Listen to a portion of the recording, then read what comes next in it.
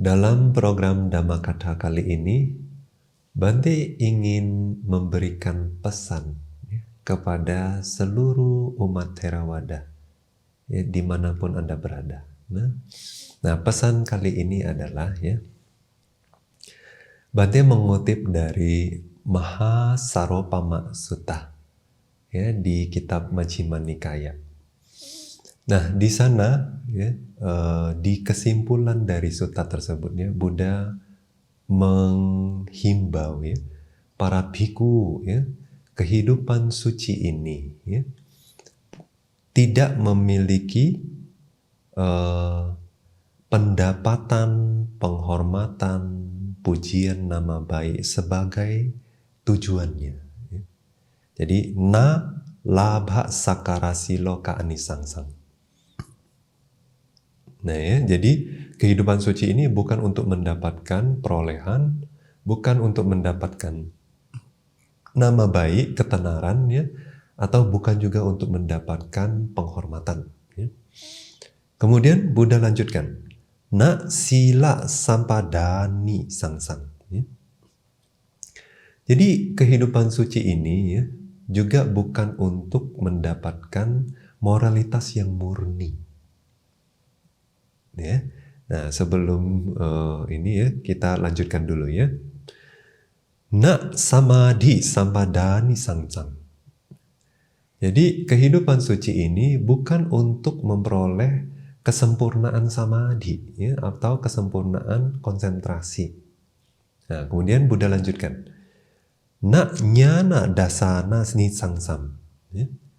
Bukan juga untuk mendapatkan pengetahuan dan penglihatan. Nah, ini mengacu kepada tingkat-tingkat pemahaman vipassana tingkat kebijaksanaan vipassana. Jadi bukan kehidupan suci ini untuk mencapai tingkat-tingkat pemahaman vipassana itu.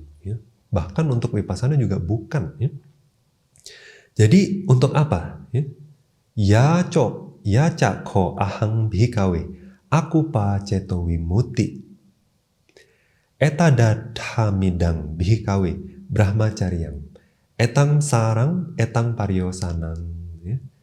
Nah, jadi di kalimat penutup ini penting sekali Buddha bilang bahwa kehidupan suci ini memiliki aku paceto wimuti sebagai target akhirnya, tujuan akhirnya. Aku pa artinya tidak bergetar. Ceto wimuti artinya adalah pembebasan batin. Jadi pembebasan batin yang tidak goyah lagi. Nah, itu yang disebut sebagai akhir dari tujuan kehidupan suci ini. Etang sarang, etang paryosanang. Paryosanang artinya akhir. Akhir dari kehidupan suci. Sarang artinya inti. Seperti kalau kayu itu ada inti kayunya yang paling dalam gitu yang paling keras. Nah, jadi ini adalah inti kehidupan suci. Nah, sekarang Bante ingin menghimbau bukan murid-murid saja tapi semua umat dimanapun Anda berada umat Theravada khususnya Jadi kita tahu bahwa guru kita Sang Buddha menginginkan kita memiliki tujuan ini perjalanan untuk belajar, melatih, mengumpulkan kualitas-kualitas batin yang baik fungsinya adalah untuk apa? Menyingkirkan semua kotoran batin, akhirnya batin itu apa? Tidak goyah, terbebas dari rongrongan kotoran batin. Karena disebut sebagai aku pak ceto wimuti. Kenapa batin itu bergetar? Kenapa batin itu goyah? Karena ada kotoran batin. Waktu batin ini kontak dengan pujian, kontak dengan hinaan, kontak dengan apakah mendapatkan sesuatu atau kehilangan sesuatu semua fenomena duniawi ini pada saat kontak dengan fenomena duniawi tersebut batin goyah karena apa?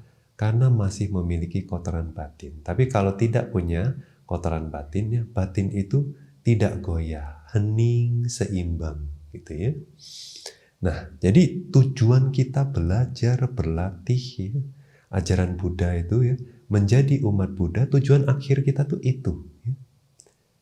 Nah, ya, oleh sebab itu, ya, zaman sekarang ini Bante melihat fenomena itu agak miris. Ya. Umat Buddha semakin belajar, ya, tidak semua ya, tapi ada yang menjadi semakin sombong. Ya. Terus sering ke wihara, sering mendengarkan dhamma, ya. 4 tahun menjadi umat Buddha, 5 tahun menjadi umat Buddha, atau bahkan sebagian seumur hidup sudah menjadi umat Buddha, tapi seolah-olah tidak ada perkembangan secara batin gitu ya.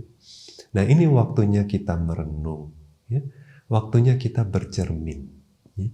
Kalau saya sungguh-sungguh adalah seorang umat Buddha, saya adalah pengikut Buddha. Saya setidaknya harus belajar apa yang diajarkan oleh Buddha.